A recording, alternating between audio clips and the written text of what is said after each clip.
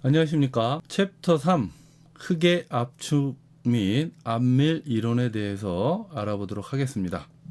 자, 본격적인 내용을 좀 들어가기 앞서서 우리가 이야기하는 연약지반이란 무엇인가, 요거에 대한 부분들부터 조금 정의하고 간단히 확인을 하고 가도록 하겠습니다.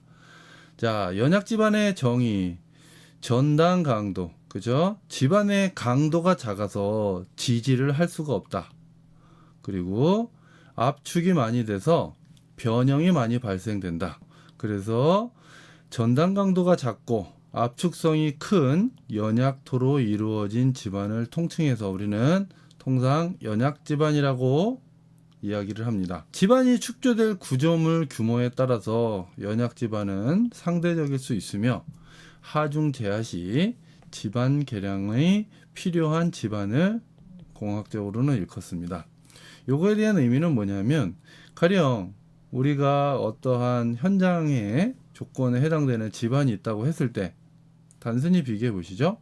여기에 그냥 1층짜리 조그만 단독주택을 짓는 수준의 지지력과 치마에 대한 문제와, 혹은 여기에 대형 건축물이나 혹은 구조물을 지을 때 이 하부 지반이 동일한 위치라고 가정을 했을 때 지지력과 치마에 대한 부분들은 축조될 구조물 규모에 따라서 상대적일 수밖에 없다.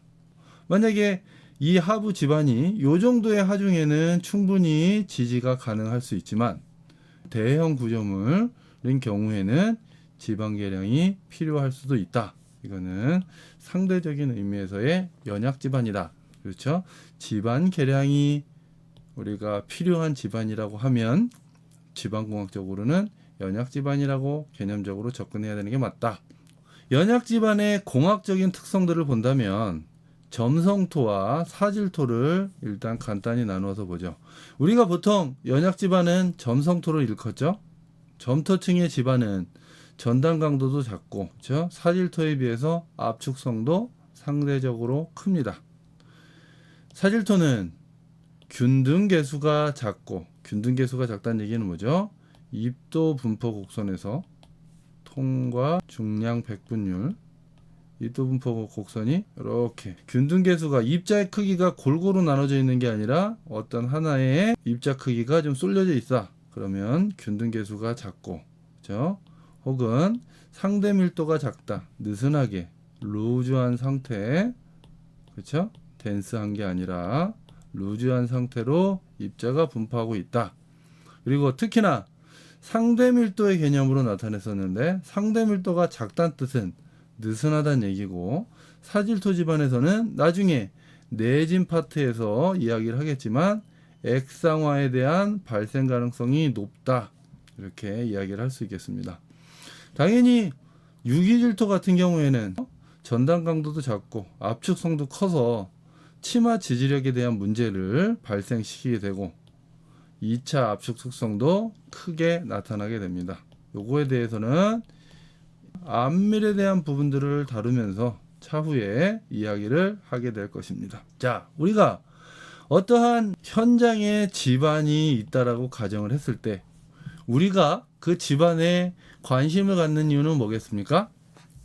공학적인 측면에선 거기다 어떠한 임의의 구조물을 축조를 하거나, 그렇죠? 응력의 변형이 생기는 조건들이 발생을 했을 때 우리는 그 문제들을 어떻게 다루고 판단하고 문제가 없도록 사전에 대책 수립을 해야 될 것이냐. 우리가 토질 분야의 엔지니어로서, 기술자로서 해야 될 역할이 되는 것이겠죠. 자, 그렇다면 개괄적으로 어떠한 문제점들이 있느냐, 그거에 대한 부분들을 살펴보겠다는 겁니다. 전단 저항에 대한 문제, 전단 강도에 대한 부분, 요거는 우리가 다음 챕터에서 전단 강도 부분을 다루게 될 것이고, 이거는 지만의 구조물을 축조함으로 해서 기초를 만들 때, 그렇죠? 기초의 지지력에 대한 문제라든지 혹은 토합에 대한 문제, 어떠한 옹벽을 세웠을 때 이 토합으로 인해서 이것들이 무너지지 않고, 옹벽이 무너지지 않고 하는 거에 대한 문제, 그 다음에 활동 파괴, 임의의 어떤 이런 사면들을 만들 때 사면들이 슬라이딩이 발생되지 않는 이런 활동 파기에 대한 저항력, 이런 것들은 전부 다 집안의 전단 강도와 관계가 있다. 자, 압축성에 대한 문제, 탄성 치마와 압밀 치마로 구분하여 나타낼 수가 있는데, 우리는 어떠한 건설 재료, 흙의 개요에서 첫 번째 이야기를 할 때 나눴었죠. 모든 것들은 응력을 가하고 그렇게 되면 변형률이 발생을 한다. 물론 이거에 대해서는 재료의 탄성 계수에 따라서 당연히 달라지게 되는 부분이지만, 어쨌거나 응력이 작용을 하게 되면 변형이 발생을 하게 된다. 그것들이 우리는 탄성체로 가정을 하여 탄성 변형, 탄성 치마가 발생을 한다고 하고, 우리가 이번 챕터에서 좀 더 유익 있게 바라볼 부분들은 시간이 지남에 따라서, 시간이 경과함에 따라서 간극 속에 강국수가 배출되어서 최적이 감소한다. 그렇죠? 그게 우리는 압밀이라고 정의를 할 것입니다. 요거에 대해서는 다시 살펴보도록 할 거니까 그때 자세히 설명하도록 하겠습니다. 자, 그리고 투수에 대한 문제 앞에서 이야기를 나눴었죠. 물의 흐름이 발생을 할 수밖에 없고 지하 수위가 있으니까. 그러면 보일링에 대한 거, 파이핑에 대한 문제, 그 다음에 그거에 대한 동수경사를 조절함으로 해서 차수에 대한 안정성을, 차수를 통한 안정성을 확보하는 것에 대한 집안적인 문제들이 있겠다. 그리고 우리가 동적 하중, 요즘 내진 설계에 대한 부분들 굉장히 중요하게 받아들여지고 있는데, 지진 하중으로 인해서 어떠한 추가적인 동적 하중이 작용하게 됐을 때 안정성에 대한 문제, 기존에 있었던 문제에 지진에 의한 하중을 추가적으로 해서 동적 안정성을 확인하는 게 되겠고, 또 집안에서 액상화에 대한 부분들은 별도로 나중에 중요한 문제로 다룰 것이지만, 하중이 가해짐으로 인해서 진동 하중에 의해서 과잉 간극 수압이 급격히 순간적으로 증가를 해서 유효응력이 거의 제로 상태로 물처럼 되는 거, 액상 형태로 된다라는 게 우리가 액상화에 대한 문제겠습니다. 시그마 프라임은 시그마 마이너스 U겠죠. 과잉 간극 수압이 확 증가를 갑자기 하게 되면 유용력이 거의 제로에 가깝게 된다. 그래서 연약 집안에 대한 공학적인 문제는 우리가 크게 나누어 볼 것이고, 이것들은 하나씩 큰 챕터에서 다루어 나가는 문제가 될 것입니다. 이러한 문제들을 이해함으로 해서 우리는 토질력학에 좀 더 가까이 다가갈 수 있다, 이렇게 말씀드릴 수가 있겠습니다. 자, 이 이야기를 하면서 아래의 글들을 하나만 더 읽어보도록 하시죠. 흙의 개요 맨 첫 시간에 했었던 얘기입니다. 흙 입자는 삼상 구조이고, 외력이 작용하면, 응력이 작용을 하면 간극수가 빠져나가거나 혹은 간극 공기가 압축 용해되어 간극의 부피가 감소하므로 흙이 압축된다. 한 줄밖에 안 되는 문구지만 토질력학에 대한 상당 부분의 의미를 내포하고 있으니까 한 번만 더 간단하게 짚고 이해를 하고 갈 수 있도록 하겠습니다. 흙 입자는 우리가 어디에 임의의 집안을 보면 흙 입자랑 물이랑 공기랑 섞여갖고 이렇게 있다고 했었죠.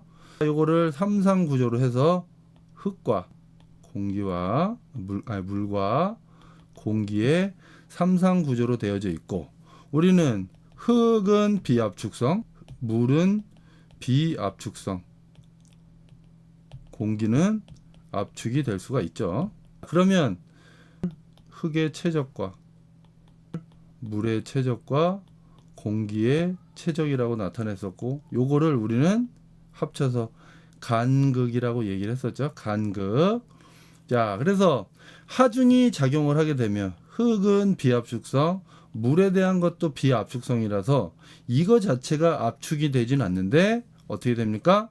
하중에 의해서 요것들이 물과 공기가 밖으로 빠져나간다. 그래서 그 빠져나가는 만큼이 이렇게 되면 흙은 그대로겠고요. 물이 가령 이만큼 있었던 게 이렇게 줄어들고 공기는 용해가 되거나 줄어들어서 최종적으로 요만큼의 최적이 줄어드는 게 우리는 흙이 최적 변화로 인해서 압축이 된다라고 삼상구조를 통해서 이론적으로 이야기를 할 수가 있겠습니다. 여기서 추가적으로 한 가지만 더 이야기를 해보면 물이 빠져나간다. 특히나 포화토에서는 흙과 물밖에 없는 상태에서 물이 빠져나간다. 이거는 뭡니까? 압축이 된다라고 이야기를 했었고, 압축이 되는 속도, 시간 얼마나 걸릴 것이냐에 대한 문제는 이거는 투수계수에 대한 문제가 되는 겁니다. 가령 사질토인 경우에 하중을 누르면 입자가 크니까 바로 물이 금방 빠져나갈 수가 있지만 점성토인 경우에는 투수계수가 작아서 물이 빠져나가는데 한참 시간이 걸리겠죠. 그러면 빠져나가는 시간만큼 우리는 고려를 해야 한다. 이렇게 되는 거죠. 그거에 대한 관계를 나타내 보면 시간 t와 압축에 대한 치마의 관계는 모래인 경우에는 어떻게 됩니까? 하중을 가하면 바로 탄성 치마가 나고 나머지는 거의 이제 크게 변화가 없는 형태로 되겠지만 점성토인 경우에는 하중을 가하더라도 투수 계수가 작기 때문에 물이 빠져나가는데 한참 걸린다는 얘기죠. 걸리는 시간만큼 침하되는 시간이 오래 걸린다. 그래서 한참이나 걸려서 나타난다. 점토 집안에서의 시간에 따른 치마, 변형에 대한 부분들이 되겠다 라고 이야기를 할 수가 있겠습니다. 자, 다시 한번 정리하면 이 치마의 속도 굉장히 중요한 문제이기 때문에 그렇죠? 이 치마에 대한 속도는 결국은 사질토 점성토라서 아니라 좀 더 토질역학적으로 이야기하면 투수계수의 차이 때문이다. 하중이 작용을 하게 되면 모래는 금방 치마가 일어나서 거의 마무리가 되지만 점성토는 쭉 밟고 있으면 시간이 한참 걸려서 천천히 치마가 돼서 한참의 시간이 지난 후에 된다. 그거는 투수계수의 차이고 우리는 안밀치마라는 이름으로 구체적으로 하나씩 살펴보게 될 것입니다. 자, 그러면 이렇게 연약 집안에 대한 개요를 마치고 안밀치마에 대해서 하나씩 살펴보도록 하겠습니다. 수고하셨습니다.